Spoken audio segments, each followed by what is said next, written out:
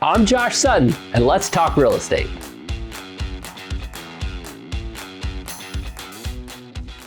Buying a house can be overwhelming, but let me walk you through the process from start to finish. The first step is to build your real estate team, the team that's going to help you acquire your new home. The two main characters of building your real estate team is one, you already did it, you found me, and two is your lender. Now, a lender is important. A lender is going to do a couple of things. It's going to pre-qualify you, it's going to help you figure out what you can afford, and also can help you figure out your debt to income ratio in such a way as to get you the best interest rate possible. So when we find a home that's perfect for you, we're going to need to write an offer on the home, and that offer is going to include a pre-qualification letter. So having that pre-qualification letter before we find the home is critical so we can move quickly on the perfect home for you. So now that you're pre-qualified, we're going to begin your search. Now, my goal is to help you find the right price in the right neighborhood and at the right condition. Now, sometimes it's really hard to fit all three, because if you have the right neighborhood and the property's in the right style and condition, maybe the price is a little bit high. But maybe if you find a house in the greatest neighborhood and the price is amazing, maybe the condition isn't quite right. And that's where you need to be clear on what you're looking for. Are you willing to remodel a kitchen? Are you willing to retile the bathroom? What are you willing to do? Or maybe you just want a house that's move-in ready and it's new construction. Is school district important to you? Now that your priorities in order and we know the right location, price, and condition of your home, and we've started our search, we found the perfect home for you, and we're gonna move on to writing an offer on your house.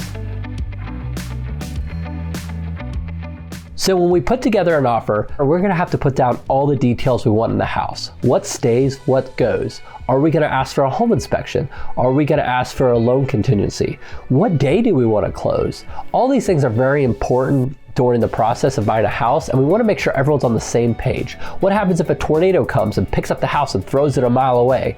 Those are details that are all in our standard contract, which is usually about 8 to 14 pages, depending on what type of property you're buying and what contingencies we're gonna put in the house. I'm gonna walk you through exactly how to put together the perfect offer for you and negotiate the perfect deal. Once we submit your offer to the seller, they're gonna have three options. One is to accept it, one is to reject it, and the other one is to counteroffer back. It's usually the most common is a counteroffer. Maybe they like a lot of what we put in the offer, but there's a couple key points that they don't like that they want to change, or maybe they just want a counteroffer on the price. Once we get the counteroffer back, we have the same three options. We can reject it, accept it, or counteroffer back. Hopefully we'll be able to work out a deal with your perfect house and get you the right deal at the right price. Congratulations, you're finally under contract on your first home. The next two steps are critical. One is we have to officially apply for the loan. When you got pre-qualified, you qualified yourself. Now the bank has to qualify the loan. So you're gonna fill out a bunch more financial forms, send them to your bank statements, and whatever your lender requires of you. Also, they're gonna order an appraisal on the house, which could take a couple of weeks. And that's where the appraiser looks through the house and makes sure the house is actually worth what you're paying for it, which is different than your personal home inspection. While you're doing that application, we're also going to schedule a home inspection. Usually we have about a week or two to schedule a home inspection. The home inspector is going to go through the entire home and figure out the condition of the home. What defects are in the home? Is the roof leaking? Is the electrical working right? Does the plumbing work? All these things are very critical. When you buy a home, you want to know that you're getting what you're paying for. Now, after the home inspection, we get to negotiate those repairs. But not all repairs we can negotiate. If there's small little things like there's a screw loose in the gutter, I'll help you crawl up there and fix it. Not a big deal. What we're looking for is major defects. Is there a crack in the foundation? Is there an electrical hazard that could be dangerous for your children? Is the roof leaking? Those are some big issues, and we would definitely want to negotiate the seller to repair those items. Of course, they don't have to repair anything, but we will negotiate, and most sellers are pretty reasonable as long as we can be reasonable in our request. The home inspection is now in our rearview mirror, and we're past that. The next member of our team is the title or attorney's office. What the title company is going to do is they're going to go back for years and make sure that you have clean title, that there's no liens, judgments, and that it was passed from owner to owner to owner properly.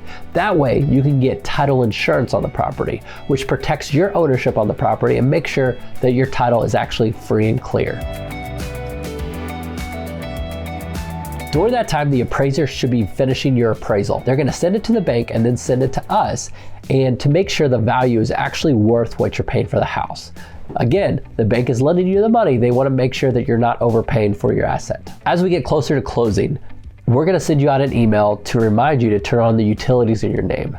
You gotta think about trash, is there gas on the property, electricity, any type of internet you wanna schedule, and we can get all that scheduled for the closing date. That way you can move in and you have all your utilities ready to go. Now it's closing day. There's a couple things we need to do before we hand you the keys. First of all, we're gonna do a final walkthrough. We're gonna head over to the house together. We're gonna walk through, make sure that there's no holes in the walls, no tree fall in the house, no fire, and everything's the way we expect it to be before closing. After that, we're gonna leave and we're gonna head to the closing company.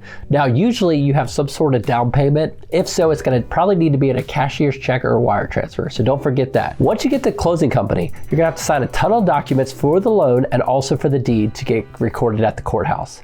Then I'm gonna hand you the keys and we're all gonna celebrate because you just bought a new house. I hope you found this helpful, and if you have any questions, feel free to reach out to me. I would love to talk with you on the phone and explain it in more detail.